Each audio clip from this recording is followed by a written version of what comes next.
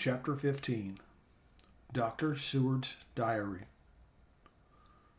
For a while, sheer anger mastered me. It was as if he had, during her life, struck Lucy on the face. I smote the table hard and rose up as I said to him, "Dr. Van Helsing, are you mad?" He raised his head and looked at me, and somehow the tenderness of his face calmed me at once. "Would I were," he said. "Madness were easy to bear compared with truth like this. Oh, my friend, why think you did I go so far round? Why take so long to tell so simple a thing?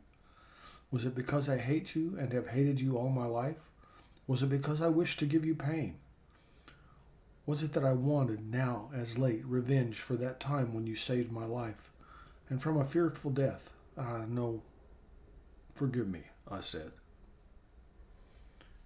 He went on, "My friend, it was because I wished to be gentle in the breaking to you, for I know you have loved that so sweet lady.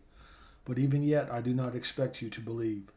It is so hard to accept at once any abstract truth that we may doubt such to be possible when we have always believed the no of it. It is more hard still to accept so sad a concrete truth, and of such a one as Miss Lucy. Tonight I go to prove it. Dare you come with me?" This staggered me. A man does not like to prove such a truth. Byron accepted from the category jealousy,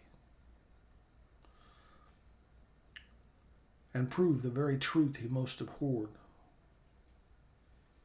He saw my hesitation and said, "The logic is simple. No mad the logic is simple. No madman's logic this time, jumping from tussock in a misty bog. If it not be true, then proof will be relief. At worst, it will not harm. If it be true, there is the dread. Yet every dread should help my cause, for in it is some need of belief.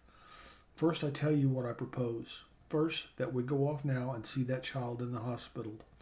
Dr. Vincent of the North Hospital, where the papers say the child is a friend of mine, and I think of yours since you were in class at Amsterdam. We will let two scientists see his case.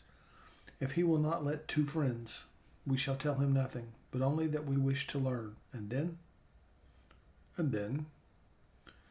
he took a key from his pocket and held it up. And then we spend the night, you and I, in the churchyard where Lucy lies. This is the key that locked the tomb. I had it from the coffin man to give to Arthur." My heart sank within me, for I felt that there was some fearful ordeal before us. I could do nothing, however, so I plucked up what heart I could and said that we had better hasten, as the afternoon was passing. We found the child awake. It had had a sleep and taken some food, and altogether was going on well.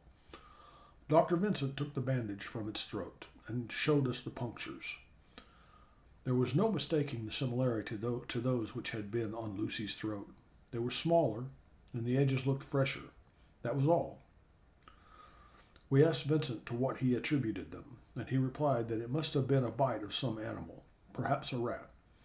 But for his own part, he was inclined to think it was one of the bats which are so numerous on the northern heights of London.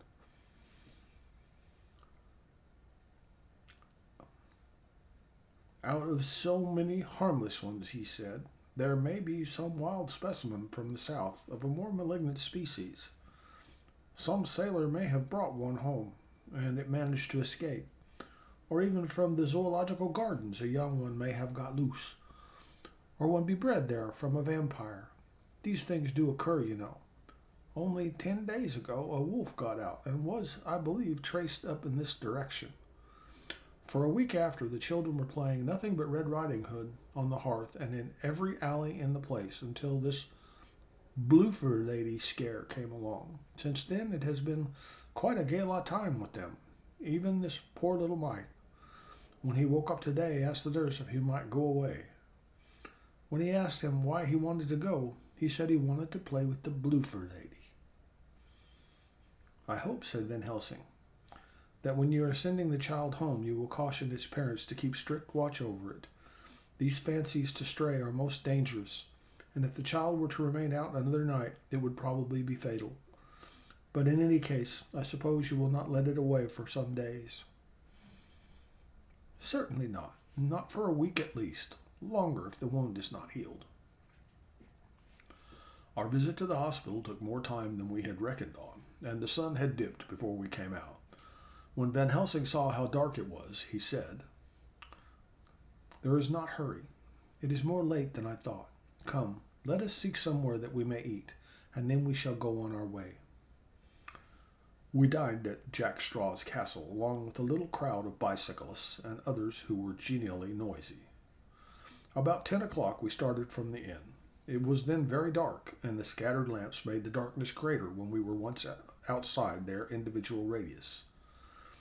The professor had evidently noted the road we were to go, for he went on unhesitatingly, but as for me, I was in quite a mix-up as to locality. As we went further, we met fewer and fewer people, till at last we were somewhat surprised when we met even the patrol of horse police going their usual suburban round. At last, we reached the hall of the churchyard, which we climbed over, with some little difficulty, for it was very dark, and the whole place seemed so strange to us. We found the Westenra tomb. The professor took the key, opened the creaky door, and standing back, politely but quite unconsciously motioned me to precede him. There was a delicious irony in the offer, in the courtliness of giving preference on such a ghastly occasion. My companion followed me quickly and cautiously drew the door to, after carefully ascertaining that the lock was a fall-in, and not a spring one. In the latter case, we should have been in a bad plight. Then he fumbled in his bag, and taking out a matchbox and a piece of candle, proceeded to make a light. The tomb in the daytime, and when wreathed with fresh flowers, had looked grim and gruesome enough, but now, some days afterward, when the flowers hung lank and dead, their whites turning to rust and their greens to browns, when the spider and the beetle had resumed their accustomed dominance, when the time-discolored stone and dust-encrusted mortar and rusty, dank iron and tarnished brass and clouded silver plating gave back the feeble glimmer of a candle, the effect was more miserable and sordid than could have been imagined. It conveyed irresistibly the idea that life, animal life, was not the only thing which could pass away. Van Helsing went about his work systematically, holding his candle so that he could read the coffin plates, and so holding it that the sperm dropped in white patches which congealed as they touched the metal. He made assurance of Lucy's coffin. Another search in his bag, and he took out a turn screw. "What are you going to do?" I asked. "To open the coffin. You shall yet be convinced." Straightway he began taking out the screws, and finally lifted off the lid, showing the casing of lead beneath. The sight was almost too much for me. It seemed to be as much an affront to the dead as it would have been to have stripped off her clothing in her sleep whilst living. I actually took hold of his hand to stop him. He only said, "You shall see," and again fumbled in his bag, took out a tiny fret saw. Striking the turn screw through the lead with a swift downward stab, which made me wince, he made a small hole, which was, however, big enough to admit the point of the saw. I had expected a rush of gas from the weak old corpse. We doctors, who have had to study our dangers, have to become accustomed to such things, and I drew back towards the door. But the professor never stopped for a moment. He sawed down a couple of feet along one side of the lead coffin, and then across and down the other side. Taking the edge of the loose flange, he bent it back towards the foot of the coffin, and holding up the candle into the aperture, motioned for me to look. I drew near and looked. The coffin was empty. It was certainly a surprise to me, and gave me a considerable shock, but Van Helsing was unmoved. He was now more sure than ever of his ground, and so emboldened to proceed in his task. "Are you satisfied now, friend John?" he asked. I felt all the dogged argumentativeness of my nature awake within me as I answered him. "I am satisfied that Lucy's body is not in that coffin, but that only proves one thing." "And what is that, friend John?" "That it is not here." "That is good logic," he said, "as far as it goes, but how can you account for it not being there?" "Perhaps a body snatcher," I suggested. Some of the undertaker's people may have stolen it. I felt that I was speaking folly, and yet it was the only real cause which I could suggest. The professor sighed. "Oh, well," he said, "we must have more proof. Come with me." He put on the coffin lid again, gathered up all his things, and placed them in the bag, blew out the light, and placed the candle also in the bag. He opened the door and went out. Behind us, he closed the door and locked it. He handed me the key, saying, "Will you keep it? You had better be assured." I laughed. It was not a very cheerful laugh. I am bound to say as I motioned him to keep it. "A key is nothing," I said. "There are many duplicates, and anyhow, it is not difficult to pick a lock of this kind." He said nothing, but put the key in his pocket. Then he told me to watch at one side of the churchyard, whilst he would watch at the other. I took up my place behind a yew tree, and I saw his dark figure move until the intervening headstones and trees hid it from my sight. It was a lonely vigil. Just after I had taken my place, I heard a distant clock strike 12, and in time came 1 and 2. I was chilled and unnerved, and angry with the professor for taking me on such an errand, and with myself for coming. I was too cold and too sleepy to be keenly observant, and not sleepy enough to betray my trust. So altogether I had a dreary, miserable time.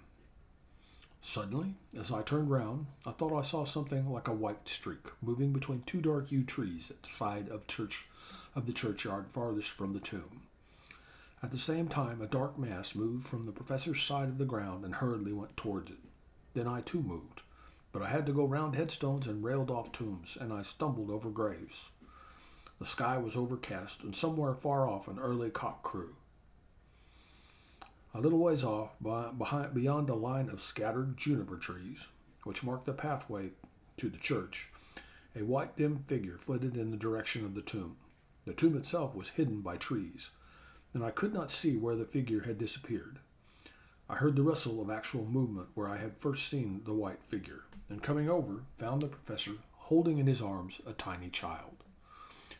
When he saw me, he held it out to me and said, "Are you satisfied now?" "No," I said, in a way that I felt was aggressive.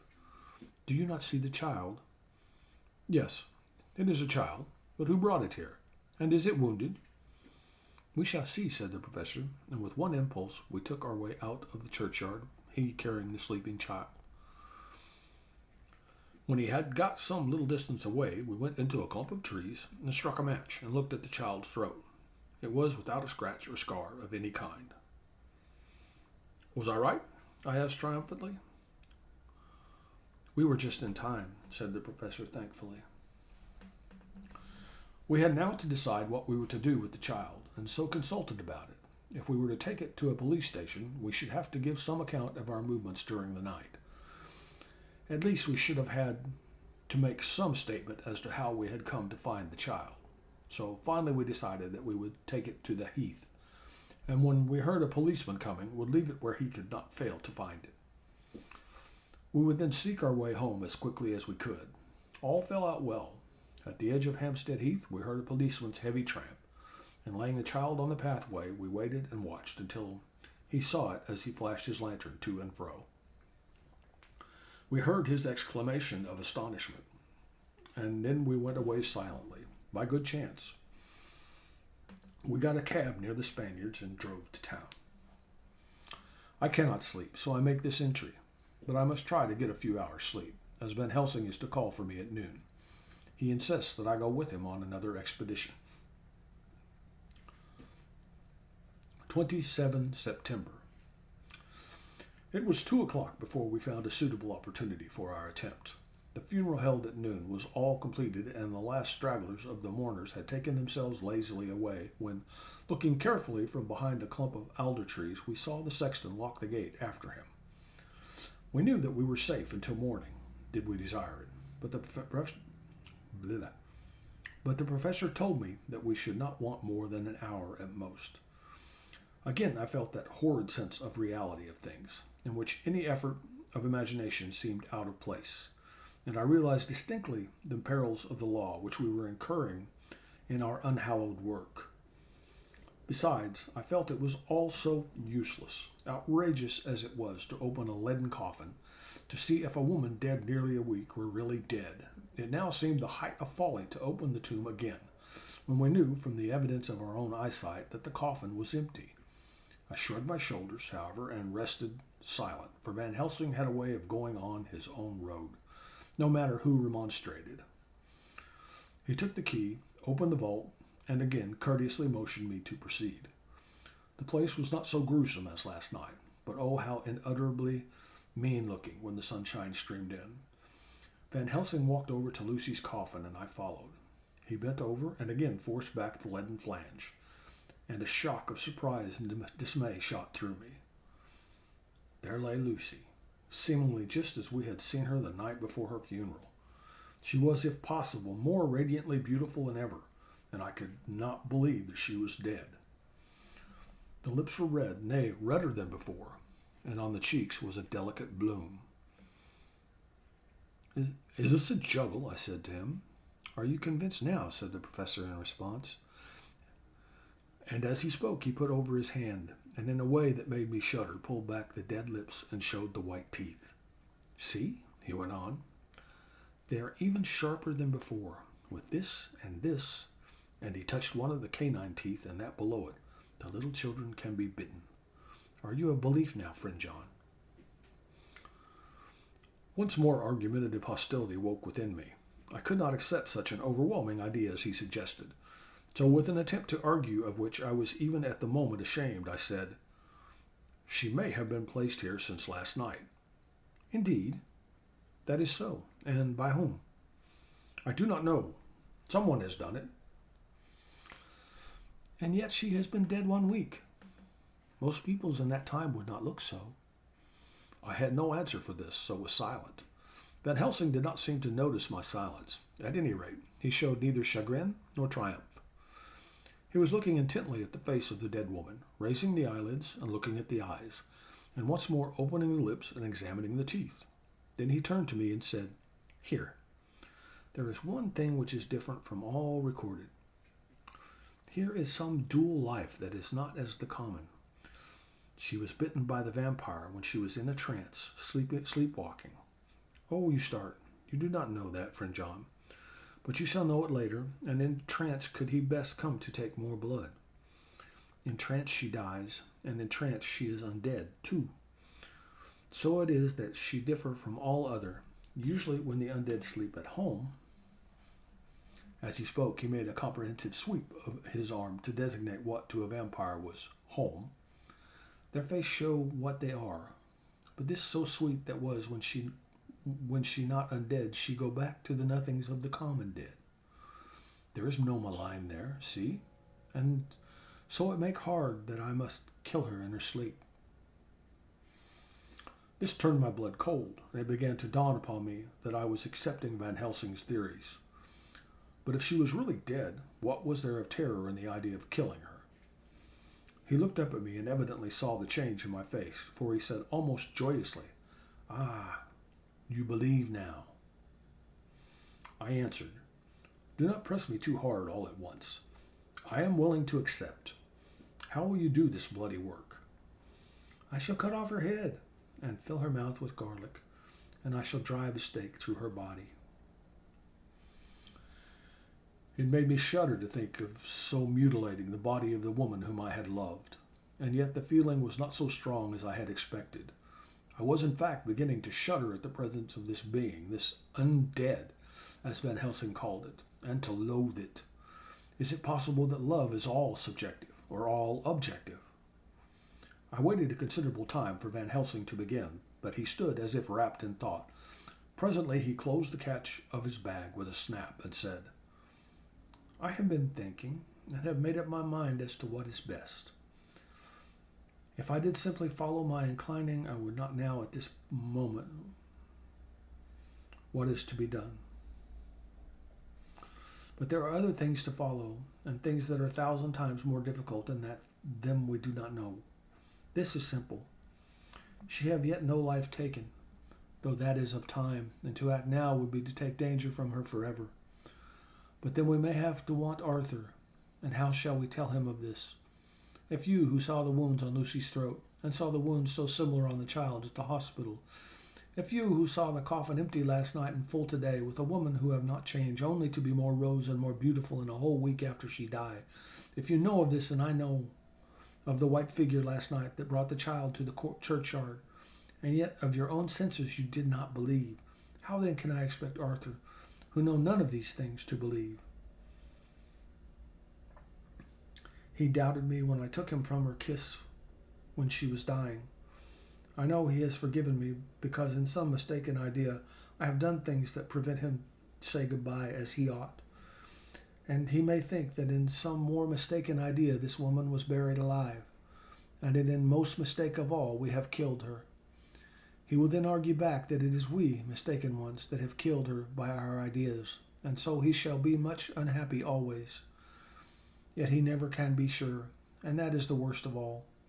And he will sometimes think that she he loved was buried alive, and that will paint his dreams with horrors of what she must have suffered.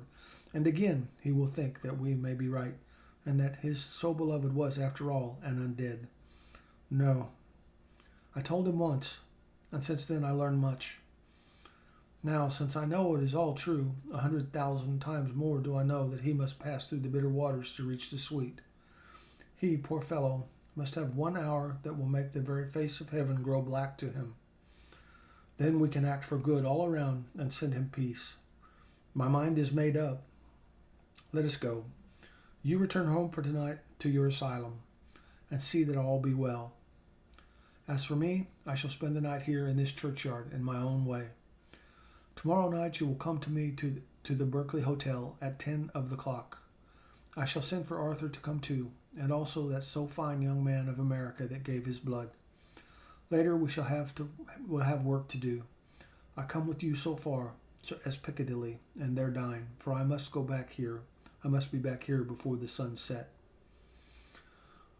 So we locked the tomb and came away, and got over the wall of the churchyard, which was not much of a task, and drove back to Piccadilly. Note left by Van Helsing in his portmanteau, Berkeley Hotel, directed to John Seward, M.D., not delivered, 27 September. Friend John, I write this in case anything should happen. I go alone to watch in that churchyard. It pleases me that the undead Miss Lucy shall not leave tonight, that so on the morrow much she may be more eager. Therefore I shall fix some things she like not, garlic and a crucifix, and so seal up the door of the tomb. She is young as undead, and will heed. Moreover, they are only to prevent her coming out. They may not prevail on her wanting to get in, for then the undead is desperate, and must find the line of least resistance, whatsoever it may be. I shall be at hand all the night, from sunset till after sunrise, and if there be aught that may be learned, I shall learn it. For Miss Lucy, or from her, I have no fear. But that other to whom is there that she is undead, he have not the power to seek her tomb and find shelter. He is cunning, as I know from Mr. Jonathan, and from the way that all along he have fooled us, when he played with us for Miss Lucy's life, and we lost. And in many ways the undead are strong. We have always the strength in this hand of 20 men. Even we 4 who gave our strength to Miss Lucy, it also is all to him. Besides, he can summon his wolf, and I know not what. So if it be that he came thither on this night, he shall find me, but none other shall, until it be too late. But it may be that he will not attempt the place. There is no reason why he should. His hunting ground is more full of game than the churchyard where the undead woman sleeps, and the old man watch.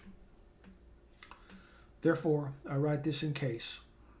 Take the papers that are with this, the diaries of Harker and the rest, and read them, and then find this great undead, and cut off his head, and burn his heart, and drive a stake through it, so that the world may rest from him. If it be so, farewell. Van Helsing, Dr. Seward's Diary. 28 September.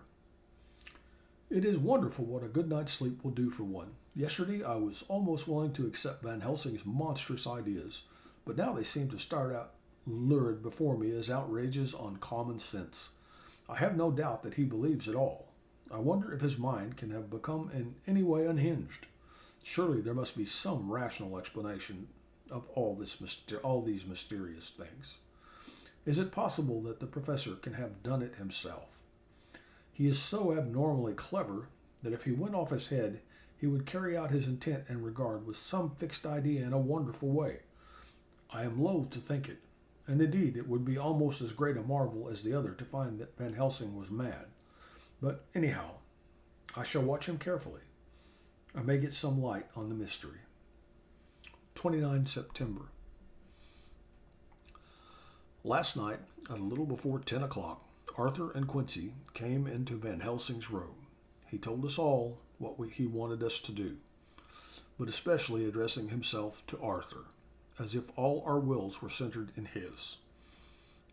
He began by saying that he hoped we would all come with him too.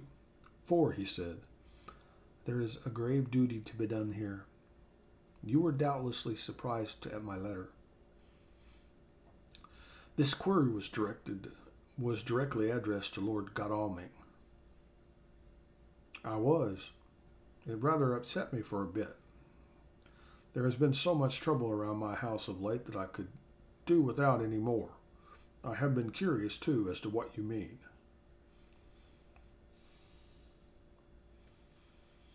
Quincy and I talked it over, but the more we talked, the more puzzled we got. Till now I can say for myself that I'm about up a tree as to any meaning about anything. Me too, said Quincy Morris laconically. Oh, said the professor. Then you are nearer the beginning, both of you, than friend John here, who has to go a long way back before he can ever get so far as to begin. It was evident that he recognized my return to my old doubting frame of mind without my saying a word. Then, turning to the other two, he said with intense gravity, I want your permission to do what I think good this night.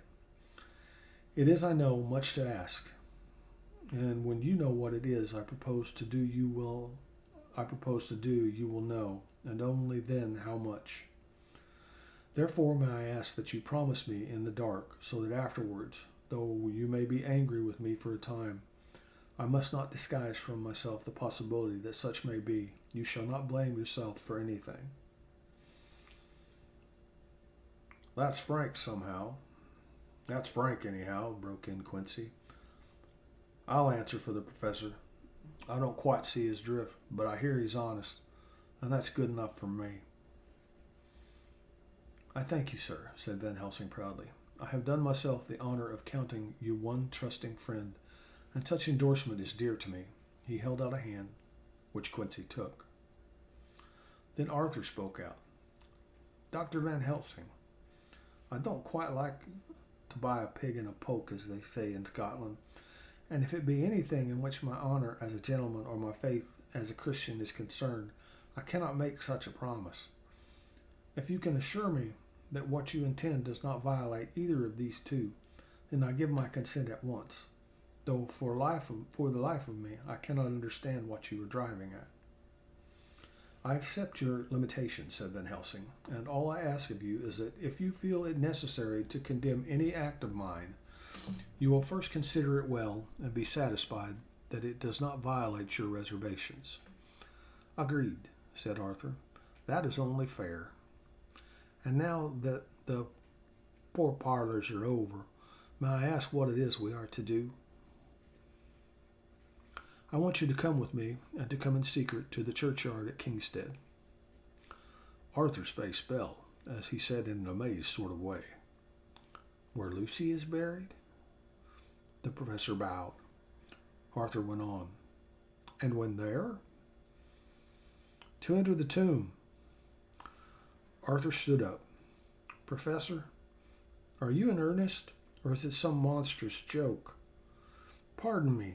I see that you are in earnest. He sat down again, but I could not see that he sat firmly and proudly, as one who is on his dignity. There was silence until he asked again, And when in the tomb? To open the coffin. This is too much, he said, angrily rising again. I am willing to be patient in all things that are reasonable, but in this desecration of the grave of one who...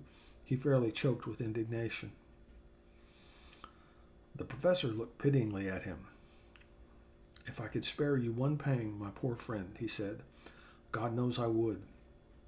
But this night our feet must tread in thorny paths, or later and forever the feet you love must walk in paths of flame. Arthur looked up with a set white face and said, Take care, sir, take care. Would it not be well to hear what I have to say, said Van Helsing, and then you will at least know the limit of my purpose. Shall I go on? That's fair enough, broke in Morris. After a pause, Van Helsing went on, evidently with an effort. Miss Lucy is dead, is it not so? Yes? Then there can be no wrong to her. But if she be not dead... Arthur jumped to his feet. Good God, he cried. What do you mean? Has there been any mistake? Has she been buried alive? He groaned in anguish that not even hope could soften. I did not say she was alive, my child. I did not think it. I go no further than to say that she might be undead. Undead? Not alive? What do you mean? Is this all a nightmare, or what is it? There are mysteries which men can only guess at, which age by age they may solve only in part. Believe me, we are now on the verge of one, but I have not done. May I cut off the head of dead Miss Lucy?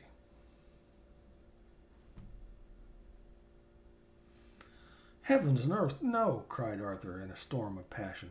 Not for the wide world will I consent to any mutilation of her dead body, Miss... Dr. Van Helsing, you try me too far. What have I done to you that you should torture me so? What did that poor, sweet girl that you should want to cast such dishonor on her grave?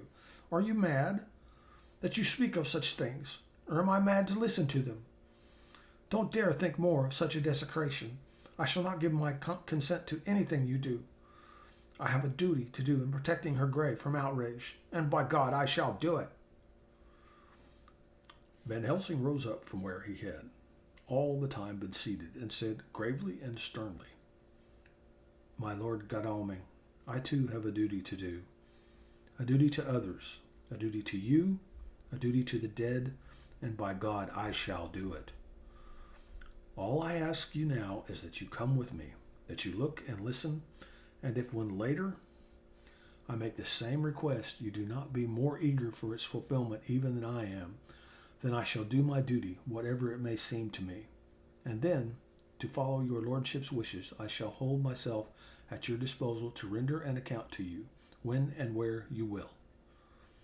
His voice broke a little, and he went on with a voice full of pity. But I beseech you, do not go forth in anger with me. In a long life of acts which were often not pleasant to do, and which sometimes did wring my heart, I have never had so heavy a task as now.